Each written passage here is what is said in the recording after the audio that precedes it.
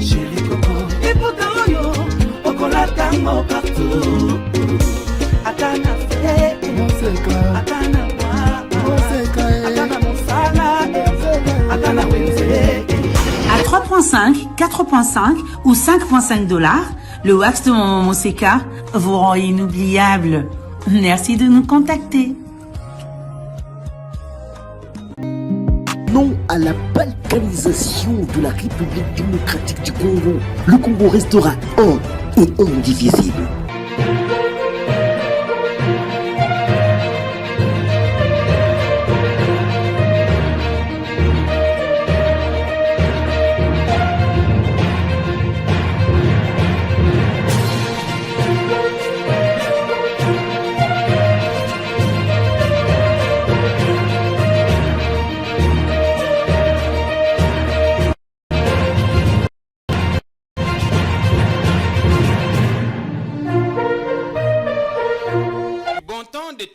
Comme vous l'aimez si bien sur notre chaîne. Soyez les bienvenus en tout cas. On sait que vous serez de plus en plus nombreux. Merci à nos 4000 abonnés qui nous ont rejoints rien que pour la journée d'hier. Vous sentez que vous avez toutes les bonnes raisons et vous abonner à notre chaîne. On est content que vous soyez là parce qu'on a du nouveau. Du nouveau, quelques réponses à certaines de vos questions. Des questions que vous vous posez depuis hier après ce qu'on a qualifié ici des coups d'État ratés ou manqués. Qui sont les complices éventuels de Christian Malanga? Comment a-t-il pu accéder aussi avec une rare facilité au palais de la nation? Pourquoi chez VK? Pourquoi pas ailleurs? Des questions qui n'ont pas de réponse, mais on va tenter d'en trouver ici. On commence la semaine avec le prof Antoine Lokongo. Vous êtes professeur des universités. Merci. Bien connu dans le paysage scientifique et politique du pays. Et médiatique. Médiatique. C'est un honneur que vous nous faites de venir sur notre plateau. Soyez les bienvenus. Merci beaucoup. C'est vous qui m'honorez. Merci pour l'invitation et je salue tous vos téléspectateurs. Merci beaucoup. Comment allez-vous? Je me porte bien, merci. On va parler. On a beaucoup de choses, mais je voudrais quand même passer message au sujet de votre collègue professeur Auguste Mampouya, dont la maison a été détruite. Oui, il a dans tout la nuit perdu. De samedi à dimanche. Oui, il a tout perdu. Un violent incendie. Oui, je suis vraiment touché par ce qui lui est arrivé. Oui. Mais est-ce qu'il faut faire une connexion entre le fait qu'il y a à peine 2 semaines, il est passé sur votre plateau. Il était ici, il était ailleurs aussi. Et il nous a éclairci sur les ambitions du pouvoir à changer complètement la Constitution. C'est exactement la raison pour laquelle je suis ici, parce que nous avons parlé du néo-moboutisme. Oui. L'IDPS a beau crier que Joseph Kabila doit partir, la Constitution dit qu'après 2 mandats, il doit partir. Maintenant, l'IDPS au pouvoir veut complètement changer la Constitution pour s'éterniser au pouvoir. Et donc, l'IDPS qui a lutté, prétendument lutté pendant 38 ans, nous disent-ils, pour l'alternance et pour la démocratie, veut transformer notre pays en république sans alternance du Congo. Ils n'ont pas dit. Nous sommes vraiment choqués. Du 3e mandat du président Tshisekedi n'est pas à l'ordre du jour. On va parler de ces sujets. Oui. Nos pensées au couple Mampouya, le professeur et son épouse, qui ont été extirpés de flammes de leur maison en feu. Ils ont tout perdu, comme on l'a dit. Faut-il faire un lien entre ce qui est arrivé et ces dernières sorties médiatiques? Pour l'instant, il faut que les enquêtes soient faites. Alors, vous, on vous a vu sur Télé 50 le 17 mai. Oui. Et nous sommes heureux de vous avoir parce que vous faites partie de ceux qui ont cru en Mzee. Oui. Il y a de plus en plus un débat qui ressurgit. Le 17 ou le 16 janvier sur Mzee. On dit le malheur du Congo, c'est Kabila parce qu'il a été utilisé comme marionnette par les puissances étrangères pour combattre Mobutu. Et cette proximité avec le Rwanda et les autres a permis l'infiltration de notre armée. Ce qui fait qu'aujourd'hui, bon, c'était même bien longtemps, que la date de la libération était devenue la date pour célébrer les forces armées. Ouais. Comment répondez-vous à ceux qui pensent que tous les malheurs du Congo, c'est bien Mouzé? Enfin, du moins pour les 25 dernières années, c'est Mouzé qui est à l'origine. Oui, c'est exactement ce que j'ai dit le 17 mai sur les ondes de Télé 50. Ça, c'est vraiment dénaturer l'histoire et ça, c'est mal connaître Laurent Désiré Kabila. Et c'est justement les ténors du régime actuel qui ne cessent de nous dire, et je le répète, comme je l'ai fait sur Télé 50, que c'est Kabila qui nous a amené les Rwandais, que Kabila est venu dans le sac des Rwandais. C'est faux et archi faux. De la bouche de Laurent Désiré Kabila lui-même, dans une interview accordée à Jeune Afrique Économie en 1999, il a dit clairement qu'il avait besoin du territoire rwandais et ougandais pour faire passer les armes et chasser Mobutu. Et bien sûr, Museveni et Kagame exigeaient une contrepartie. Oui. C'est pourquoi on l'a vu accompagné de 300 officiers rwandais et ougandais. Et leur rôle, leur mission, c'était de neutraliser les intérêts hamoué qui ont commis le génocide au Rwanda. C'est la version du régime de Kigali. Et alors, avec 300 officiers rwandais et ougandais, ils ne pouvaient pas libérer un grand pays comme le Congo. C'est pour dire que la libération de 1997, c'était l'œuvre des Congolais eux-mêmes. Et même la guerre d'Août 1998, 300 officiers rwandais et ougandais ne pouvaient pas envahir tout un grand pays comme la RDC. Ils sont venus pour neutraliser notre prendre en otage des avions de Goma jusqu'à Kitona. Ce qui était un acte terroriste jamais condamné par les États-Unis, jamais condamné par la communauté internationale qui lutte contre le terrorisme. Alors, ces gens-là sont venus, ils ont accompagné Mouzé Kabila, mais ils sont venus faire autre chose que ce qu'ils se sont convenus. Ils ont commencé par massacrer les femmes, les personnes âgées, les enfants Hutus, jusqu'en Équateur. Alors Mouzé Kabila a dit non. Nous avions à peine le génocide des Tutsis au Rwanda. Nous ne voulons pas le génocide des Hutus au Congo. Donc, je ne peux pas accepter ça. Ceux qui sont venus ont commencé à régler des comptes aux Hutus qui indistinctement. Qui s'étaient réfugiés au Congo après le génocide de 1994. Indistinctement. Vous avez les rapports de l'ONU rédigés, compilés par Gareton, qui indique clairement ce que ces gens commençaient à faire. Le petit frère de Museveni, Salim Saleh, commençait à exploiter les bois à Nituri. Et puis ici à Kinshasa, avec les belles femmes et toutes les voitures, et ils prennent ça vers Kigali, vers Kampala. Et James Kabarebe a été arrêté dans l'antichambre de Mouzé Kabila avec un revolver. Il voulait assassiner Mouzé Kabila. James Kabarebe. Alors Mouzé Kabila dit, bon, trop c'est trop. Oui. Il a demandé à ces officiers-là de rentrer chez eux. Mais il a fait une distinction. Il y a des Tutsis congolais et il y a des Rwandais, des Tutsis rwandais et ougandais qui l'ont accompagné. Quand Bizima Karara, le 2 août, va voir Mouzé Kabila pour lui dire que je me sens en insécurité, je dois partir. Mais Mouzé lui dit non. Moi, j'ai demandé aux Rwandais ou Ougandais de rentrer chez eux. Toi, tu es Congolais, Rouberois, Bougera. Et vous-même, vous êtes des Congolais, vous restez chez vous. Pourquoi vous me dites que vous devez partir avec ces gens-là? C'est ainsi que Mouzé a ironisé en disant que, mais voilà, ils se sont révélés. Nous étions alors infiltrés au sommet de l'État même. Au sommet de l'État même.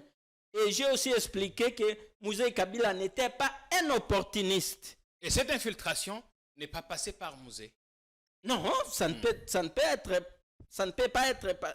peut pas passer par Mouzé, parce que ce n'est pas Mouzé qui a invité les Tutsis ici. Le Bisengimana, le directeur de cabinet de Mobutu, qui a tout fait pour que ses frères Hutus deviennent zaïrois. Et bien avant cela, chaque fois qu'il y avait des théories interethniques au Rwanda, soit les Hutus, soit les Tutsis fuient au Congo. C'est pourquoi après l'indépendance, quand les Hutus ont pris le pouvoir, les Tutsis ont fui au Congo et ce sont leurs descendants qu'on trouve aujourd'hui à Minembwe. C'est ça la vérité. Et bien avant ça, bien sûr, les Belges ont amené les Hutus et les Tutsis ici parce qu'ils avaient besoin d'une main-d'œuvre abondante dans les plantations et dans les mines. Donc, ce n'est pas Laurent Désiré Kabila qui a amené les Tutsis ici. Avec Mobutu. A commencé bien avant lui. Oui. Donc, on lui fait un faux procès. Oui, on lui fait un faux procès, on met quelque chose ici sur ses épaules et il n'est pas responsable de ça. Voilà. Aujourd'hui, que vous rappelez le 17 mai 1997, quelle image avez-vous encore? Est-ce qu'on a fini par dévoyer la lutte des musées? Qu'est-ce que nous gardons encore de ces jours de libération quand on a vu, est-ce qu'on a ironisé ici les bottes libératrices de jeunes Kadogo faire leur entrée triomphale dans Kinshasa? Oui, le 17 mai, c'était la libération de tous les Congolais. Tous les Congolais.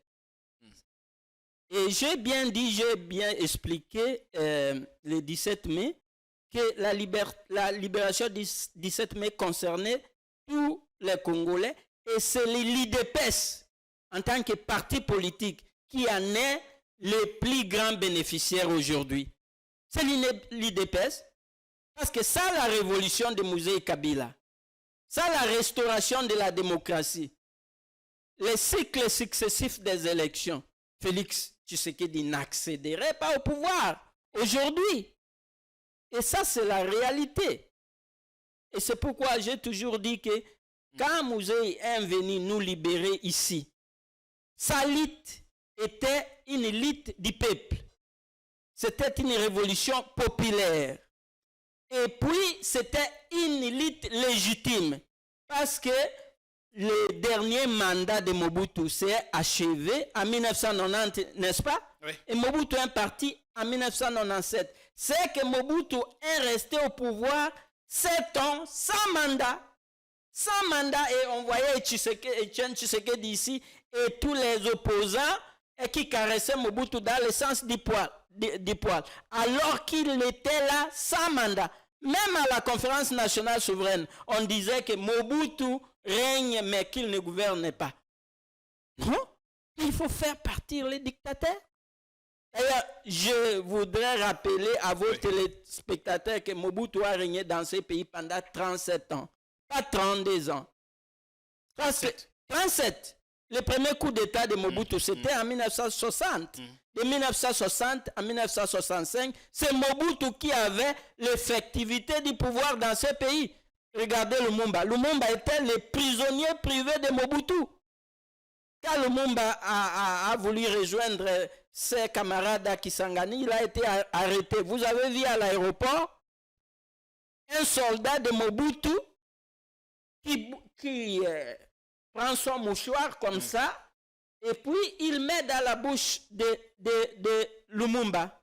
Et Mobutu est là à l'aéroport, il est en train de rigoler. Et puis, il y avait une possibilité que Lumumba soit libéré parce que Kennedy était élu, John F. Kennedy était élu aux États-Unis. Mais il n'avait pas encore prêté serment. Il fallait attendre jusqu'au 20 janvier 1961. Si Kennedy, disent les experts, avait déjà prêté serment et que Lumumba était toujours en prison, il allait peut-être le libérer. C'est pourquoi Mobutu a décidé de les transférer au Congo central, en Banzangungu, Matadi, et puis les livrer à ses ennemis, ses pires ennemis au Katanga.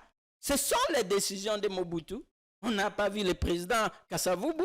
On voyait Mobutu prendre toutes ces décisions-là. Il y avait autant de raisons de faire partir Mobutu. Oui. Alors, est-ce que aujourd'hui, quand vous prenez ce que Mouzé a fait, c'est que le jeune Christian Malanga a tenté de faire, Est-ce qu'on pourrait dire que ceci explique cela?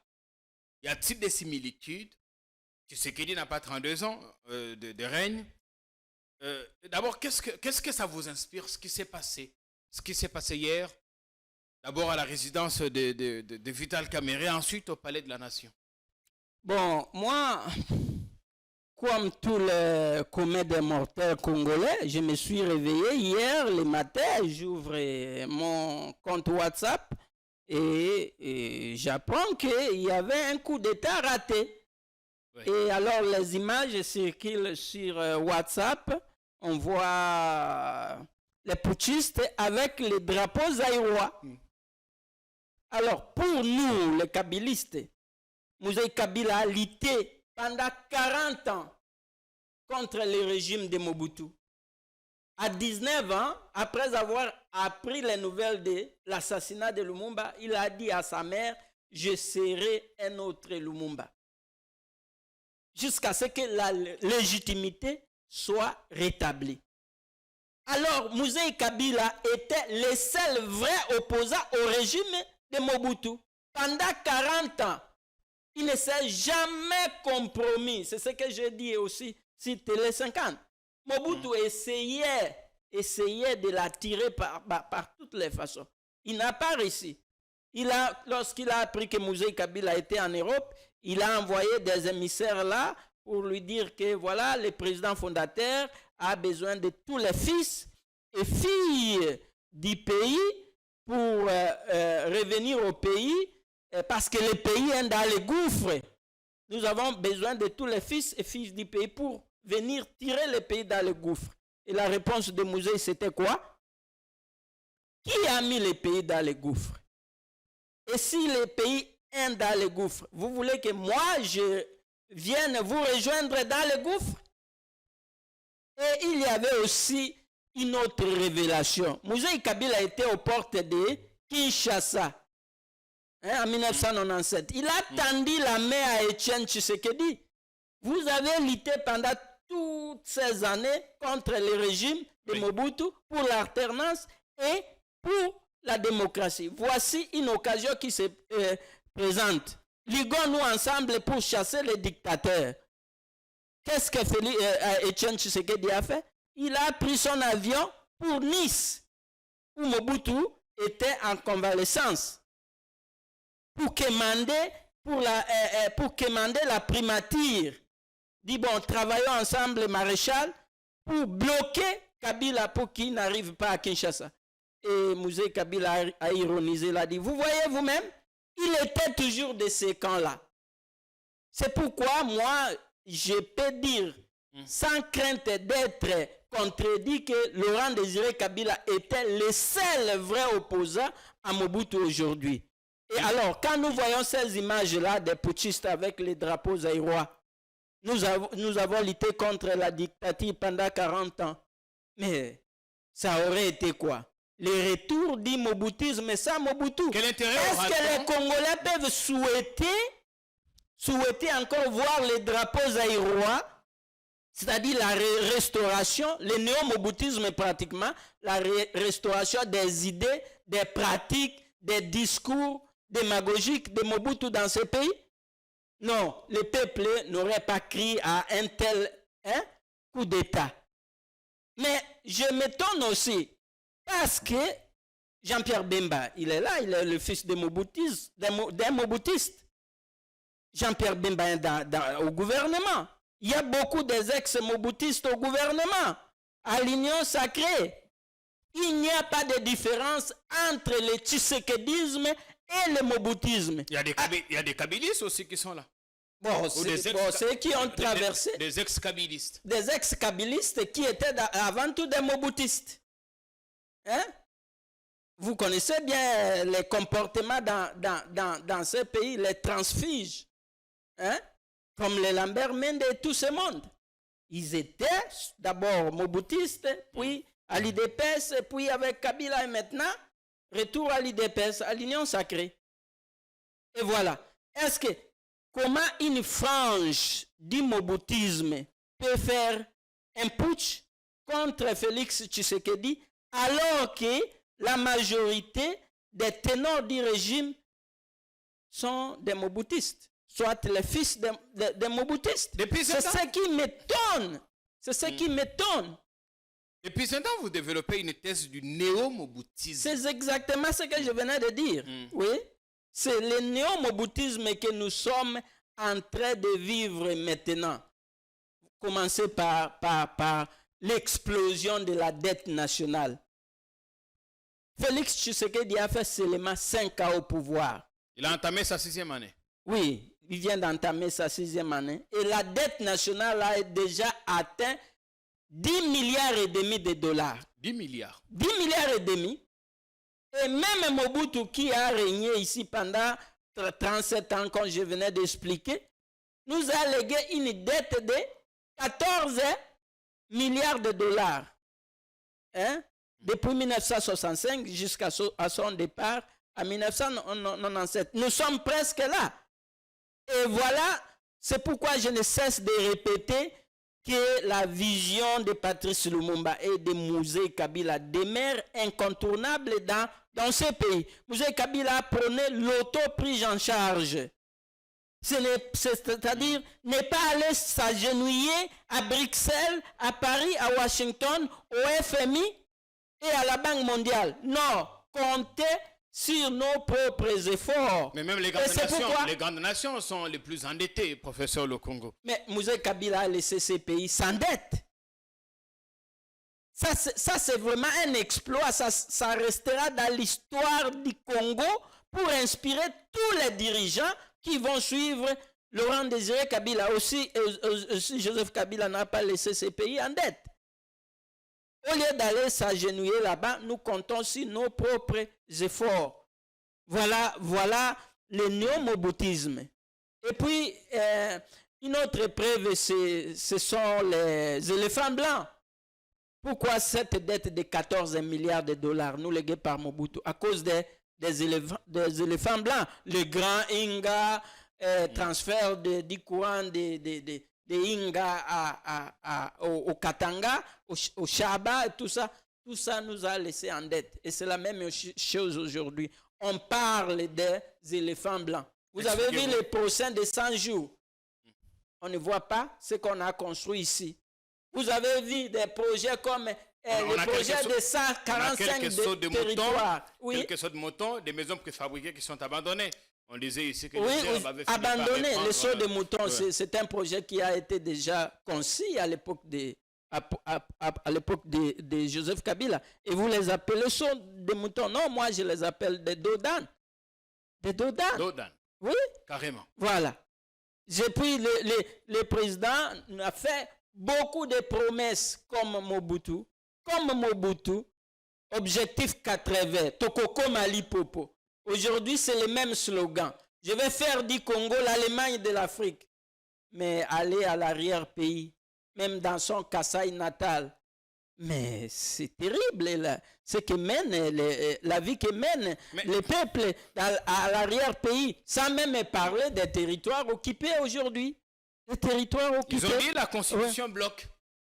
La Constitution bloque le développement du pays et ne laisse pas une assez grande marge de manœuvre pour le président afin d'agir et de faire développer le pays. D'où il faut mettre en place une commission pour analyser, étudier, examiner s'il faut la changer ou modifier certaines de ces dispositions. Mais on va de prétexte en prétexte. Hier, c'était Joseph Kabila qui bloquait dans le cadre de la coalition FCC-Cash. Et puis aujourd'hui, c'est la Constitution. Demain, on va évoquer un autre prétexte. Non, mais le président vient d'expliquer lui-même les leitmotifs de ces changements. Il vient de dire à ses camarades de l'Union sacrée que nous devons vraiment nous apprêter à détenir le pouvoir le plus longtemps que possible. Ces histoires d'alternance, c'est ce qui bloque les pays. Voilà. Évidemment, ce n'est plus la Constitution, ça devient maintenant l'alternance. Un pouvoir assorti de l'opposition qui luttait pour l'alternance et la démocratie, maintenant veut complètement éliminer l'alternance. Et c'est ça le néo-moboutisme. Évidemment, Régner sans partage, régner sans partage jusqu'à l'X temps. C'est ça le néo-moboutisme, non? Mais on peut régner, voilà.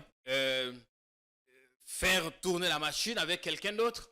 Union sacrée conserve le pouvoir, Félix Tshisekedi s'en va, quelqu'un d'autre de son camp, comme vous avez tenté avec Chadari en 2018. Et c'est ça la volonté du peuple. C'est ça. Pour nous, l'unité de mesure, c'est le peuple. Mouzé Kabila a dit quoi? Je suis venu libérer le pays. Le moment venu, avant son assassinat, il allait faire quoi? Libéraliser les activités politiques. Organiser les élections. Il avait fait un plan clair. On allait organiser les élections en 1999. Ni t'étais l'agression. Et l'agression, c'était quoi? L'agression, c'était quoi? J'ai expliqué sur Télé 50. Parce que Mouzé Kabila, c'était un vrai nationaliste. Il n'a pas voulu vendre le pays, surtout aux puissances anglo-saxonnes. Ses amis rwandais et ougandais, Museveni et Laurent Désiré Kabila, se connaissaient de longue date. Même Museveni venait au maquis de Kabila suivre la formation là-bas. Ce sont des anciens panafricains. On ne peut pas dire que c'est Kabila qui a amené les Rwandais ici. Et puis, une fois venu à Kinshasa, ils disent que comme on l'a accompagné, donc on aura tout comme sur un plateau d'or. Ils veulent signer des contrats miniers et puis exploiter les bois, tout ça. Mais Mouzé leur a dit, mais allez au ministère des Mines. Tout doit être légalisé. C'est le nouvel ordre politique ici et économique ici en République démocratique du Congo. D'ailleurs, Mouzé a déjà dit qu'on voulait faire de moi un autre Mobutu. On voulait faire de moi un autre Mobutu. Et j'ai dit niet. Ils étaient choqués d'attendre de la bouche de Laurent Désiré Kabila les envoyer au ministère. Ils se croyaient des ayants droit. Et les multinationales aussi, surtout anglo-saxonnes. Moi, j'ai accès, comme je l'ai dit sur Télé 50, j'ai accès ma thèse de doctorat sur Bechtel. Bechtel, c'est la plus puissante multinationale américaine, basée à Arkansas. Arkansas, c'est la ville natale de Bill Clinton. Bechtel est venu à Kinshasa avec un plan d'exploitation du Congo. Tous les secteurs de la vie nationale congolaise, secteur minier, agricole, foncier, tout. Ils ont mis ce plan-là sur la table de Kabila. Et Kabila a dit non, moi je ne peux pas offrir tout un pays comme ça à une seule multinationale américaine soit-elle. Non. Il a fait sortir son propre plan de reconstruction nationale. Vous connaissez bien les plans. Dit, oui. Nous ne réquisons pas, nous ne sommes pas anti-occidentaux ou quoi, ou anti-occidental si vous voulez, mais nous voulons aussi diversifier les investisseurs. Il y a des secteurs où la Chine est forte, la Russie, il y a des secteurs où les Européens et les Américains peuvent nous aider. Alors venez et suivez notre plan, suivez notre programme. C'est nous, le peuple congolais, qui faisons un plan de développement et nous vous le présentons. Nous vous invitons, nous avons besoin de vous ici. Investissez ici, investissez là. Vous ne pouvez pas m'apporter un plan déjà cousu ailleurs. Je ne peux pas accepter ça. Et c'est ce qui a fait Madeleine Albright, alors ministre des Affaires étrangères américaine, secrétaire d'État, oui. Dire que bon, nous trouvons très difficile de contrôler Laurent Désiré Kabila. Et plus tard, elle dira, oh mais bon, les conservateurs vont maintenant nous déboulonner, nous allons partir. Mais avant cela, Kabila doit partir. Les Congolais doivent savoir ça. Tout ce que les ténors du pouvoir vous disent ici, Oh, Kabila n'était pas diplomatique envers les Occidentaux. Oh, Kabila nous a amené les Rwandais.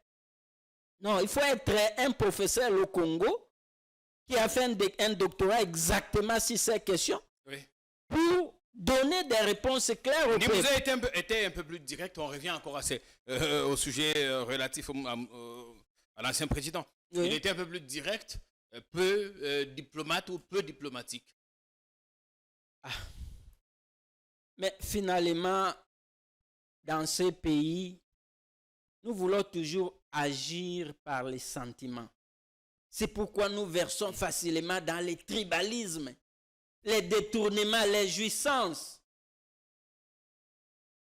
S'accaparer du patrimoine de l'État, s'en approprier, alors que ça appartient à tous les Congolais. Mouzei Kabila, c'était un homme de principe. Un homme de principe. Dans ces pays, on n'aime pas les hommes de principe. Museveni et Kagame disaient, oh, nous nous sommes trompés sur Kabila, il est trop fort, on ne peut pas le contrôler. Pourquoi contrôler un chef d'État d'un pays qui ne vous appartient pas? Vous pensez qu'il serait une marionnette? Voilà. Quelqu'un qui serait facilement manipulable. Voilà, il n'était pas manipulable. Et alors, ce sont des hommes comme ça dont l'Afrique a besoin. Mais nous autres Africains, que voulons-nous au juste? Rester toujours accroupir sous le néocolonialisme? Vous voyez le courage des jeunes Sénégalais là au pouvoir maintenant? Oui, ils viennent d'exiger à la France que les multinationales, les compagnies françaises doivent payer les taxes sur place au Sénégal. Avant, ça se faisait en France. C'est pratiquement l'affaire de la France-Afrique et du France-CFA. Hein? Vous voyez les jeunes gens qui ont pris le pouvoir au Burkina, au Niger et au Mali. Ils prennent des décisions salutaires pour leur peuple. Vous voyez Laurent Gbagbo, il se porte encore candidat. Pourquoi on l'a défenestré du pouvoir? Parce qu'exactement, il voulait diversifier les partenaires. Il a dit que la Côte d'Ivoire n'est pas la base arrière de la France. Nous devons diversifier les partenaires. Nous ne chassons pas les Occidentaux, mais nous voulons aussi, parce que, voyez-moi ces stylos. Si moi, je vous vendais ces stylos à $20 et je découvre quelque part que quelqu'un peut me l'acheter à $40, je vais aller où? Là où je vais gagner $40. Oui. C'est la loi de l'économie du marché, c'est la loi du capitalisme que les Occidentaux eux-mêmes nous prêchent. Est-ce que ce n'est pas ce que Félix Tshisekedi a essayé de dire lors de son dernier passage à Bruxelles, à Paris? Il était invité sur une télévision française, LCD, je crois. Et il a dit ça exactement, qu'il faut diversifier les partenariats, notamment il ne trouvait pas d'inconvénient pour aller tisser des partenariats avec des Russes. Mais vous voyez, le président Tshisekedi, je ne sais pas, je dois vraiment peser mes mots, hein, parce que bon, je ne sais pas si cette sorte de double langage ne va pas aider les pays. Parce que c'est le même président Tshisekedi qui a déclaré publiquement dans une conférence solennellement aux États-Unis qu'à cette ère de la pré-guerre froide, lui est du côté des États-Unis et d'Israël. Et par extension du côté du Rwanda. Parce que qui touche à Israël, touche aux États-Unis. Qui touche au Rwanda, touche aux États-Unis. Et c'est le Tshisekedi que nous avons adulé, apprécié lorsqu'il a retiré sa signature de l'accord de Genève. Il a dit lui-même qu'il y a un danger pour la République dans cet accord, danger de balkanisation, ce que j'ai lu ici dans votre plateau. Et Joseph Kabila qui a dit que je suis prêt à travailler avec tous les Congolais qui ont la passion pour le Congo, qui ont la passion du Congo, il a vu ça, il a vu cet idéalisme en Félix Tshisekedi et il a décidé de travailler avec lui. Et c'est pourquoi ça aboutit à la passation pacifique et passation pacifique et quoi? Civilisée du Civilisé pouvoir. du pouvoir. Et ils ont même fait une coalition. Et pour la première fois, pour la deuxième fois, parce que moi je suis professeur de l'histoire politique du Congo. Oui. Pour la deuxième fois, nous avions vu que les Congolais se sont mis ensemble. Ils se sont entendus au moins sur une chose, comme à la table ronde de Bruxelles, où ils se sont dit, nous n'allons pas commencer les travaux si Lumumba n'est pas libéré et si Lumumba ne nous rejoint pas ici. Et voilà, Félix et Kabila envoyaient un message fort au monde entier que les Congolais sont libres, sont indépendants. Ils ne veulent pas qu'on leur tire au bout du nez. Et ils sont prêts à travailler ensemble pour l'intérêt national. Et c'était ça, la coalition. Mais une fois de retour aux États-Unis, Félix change son discours. Il commence à parler de déboulonner le système. D'ailleurs, il a dit déjà, des États-Unis là, je vais déboulonner le système. Pousser, tirer au bout du nez par son ami Mike Hammer. Ancien ambassadeur. Oui, Mike Hammer. Mike Hammer a eu une très mauvaise influence auprès de Félix Tshisekedi, si j'ose le dire. Et ce sont tous les Congolais qui l'ont constaté. Et il revient, et alors, par des moyens de corruption, la majorité change. Il s'accapare de la majorité de Joseph Kabila, moyennant les billets verts. Aujourd'hui, et puis après ça, parce que il veut, maintenant il a dit qu'on disait de moi que mon premier mandat, on me l'a offert, tout ça. Il a cherché à se légitimer à travers les élections. Et quelle sorte des élections? Des élections qui ne l'ont pas légitimé non plus. Parce que vous connaissez, tous les Congolais sont là. Les machines à voter à domicile. Est-ce que ces mandats sont vraiment légitimes? On ne peut pas s'octroyer un mandat sur base du bourrage des urnes. Et nous nageons comme ça dans les incongruités, nous les Congolais, nous continuons à nager comme ça. Et maintenant, on parle du changement de la Constitution, on parle de détenir les pouvoirs le plus longtemps que possible, sans alternance. Ne parlons même pas de la guerre à l'Est, où le responsable numéro 1, c'est le régime en place. La complicité avec ceux qui nous agressent. Et si vous avez le temps, je peux expliquer pendant quelques minutes comment vous êtes un grand journaliste. Vous savez comment les responsables d'IM23 sont venus ici à Kinshasa et ils ont séjourné ici pendant 4 mois, logés et nourris aux frais du trésor public congolais. Et à la fin de leur séjour, $1 million leur a été donné par le gouvernement de Tshisekedi. Et ce qui m'étonne, en rentrant là-bas, en rentrant à l'Est, c'était directement... Le président s'était défendu, il a dit qu'ils avaient été invités par le ministre de l'Intérieur, même si... Le président de la République... Si on a demandé des comptes. Le président de la République, c'est les Congolais les plus informés. L'homme le plus informé de notre pays. Et pendant 14 mois, ces gens séjournent ici. Et son ministre de l'Intérieur ne lui dit rien. Non, mais qui peut encore croire à ça? Qui peut encore croire à ça? Et puis, le président va faire un discours là à l'Est. Il s'adressait aux combattants locaux qui défendent leur terre ancestrale contre l'occupation. Et qu'est-ce qu'il dit? Cessez de vous battre pour des morceaux de terre. Les sont devenus maintenant comme notre pays. Mais ça... On a essayé en pensant que ça marcherait, malheureusement. Bon, mais voilà, alors, pour revenir à la situation actuelle, parce qu'on a plus que 5 minutes. L'EAC, et puis il va signer le livre de condoléances à Kigali, et il qualifie les 15 millions de Congolais morts à cause de toutes ces agressions. Il dit il écrit noir sur blanc que ces Congolais-là sont les victimes des effets collatéraux.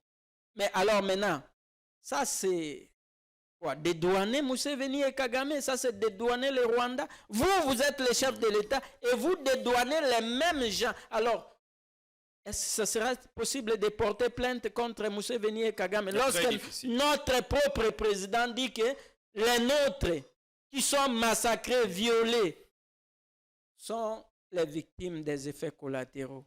Oui, dommage. Mais finalement, on a 4 minutes. et on les suit à l'Est. Les Congolais les suivent à l'Est. Hein?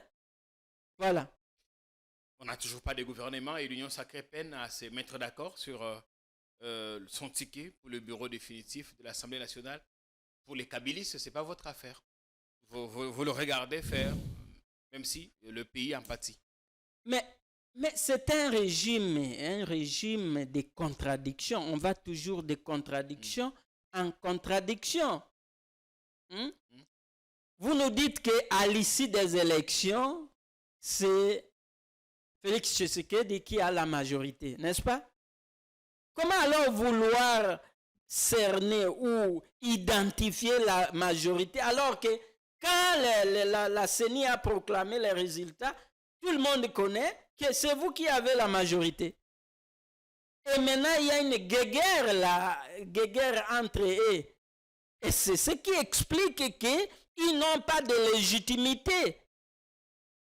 Ils se sont octroyés un deuxième mandat sur base du bourrage des urnes. Et j'ai toujours dit que un bien volé n'est jamais sans dispute pendant le partage. Et c'est ce que nous sommes en train de vivre. C'est ce que nous sommes en train de vivre.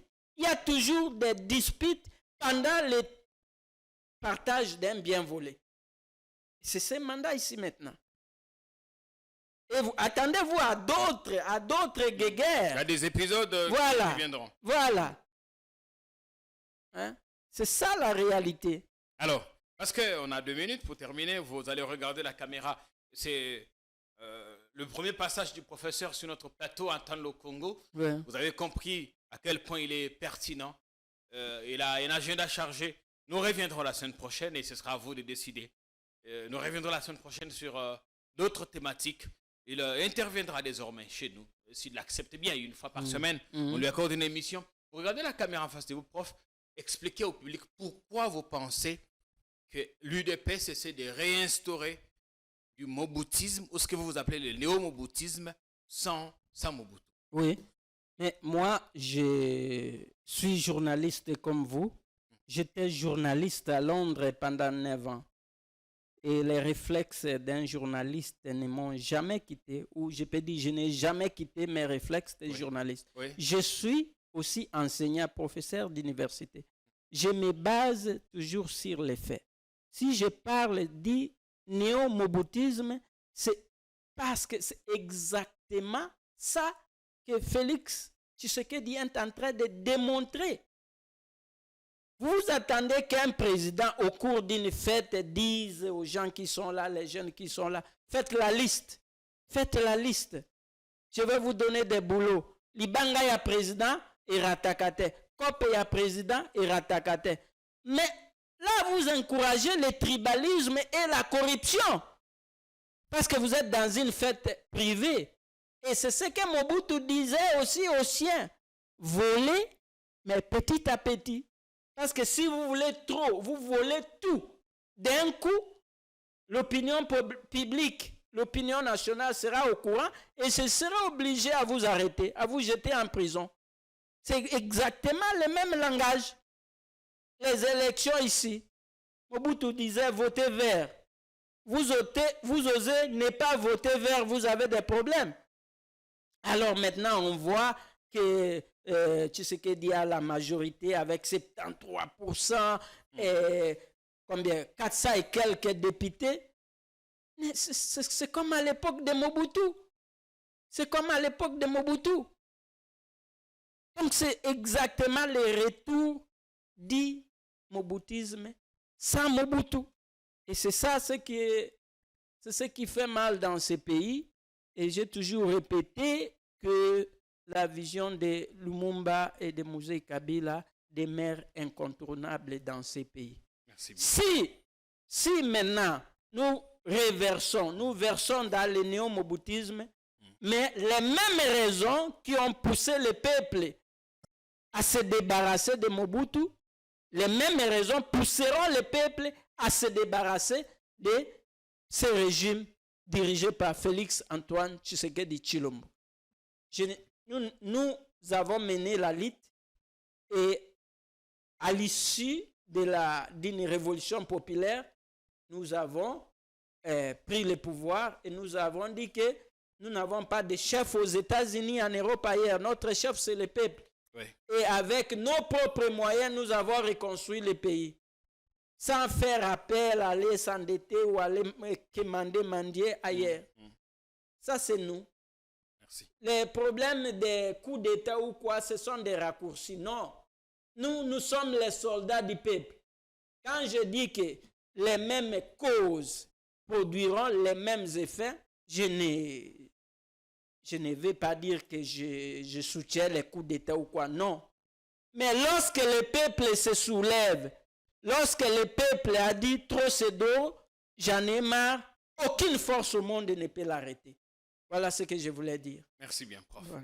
Bonne semaine à vous. Merci pareillement. Revenez chez nous. Nos portes vous seront toujours ouvertes. Ouais. Vous aurez toujours votre place ici, une émission par semaine ou toutes les 2 semaines. Voilà. Ce sera à vous de décider selon votre agenda. Ouais, merci. Merci au public. Merci pour tout le temps que vous avez pris à nous regarder. On espère bien avec délectation. On se retrouve encore ce soir pour d'autres programmes sur notre chaîne. Continuez à vous abonner comme vous le faites si bien. Bonsoir.